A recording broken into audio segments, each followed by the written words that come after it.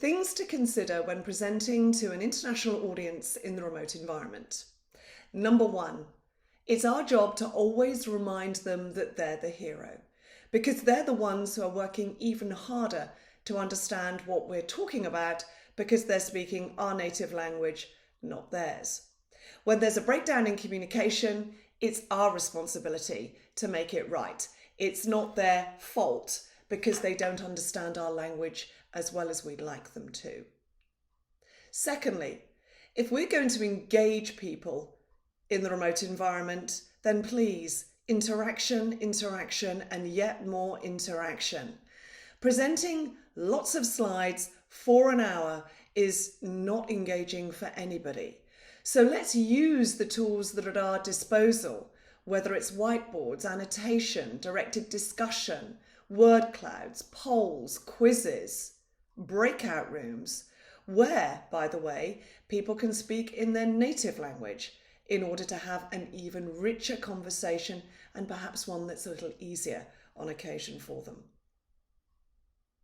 We also need to consider the concept of what we're doing to be clearer and more easily understood. Slow down.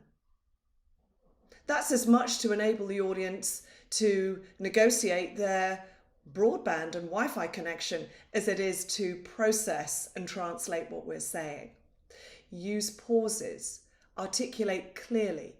Beware of metaphor and analogy, which can either not translate at all for those who are not speaking their native language and are working in ours, or it translates, but it causes offence. And that takes me nicely to our fifth area, cultural nuance and cultural difference.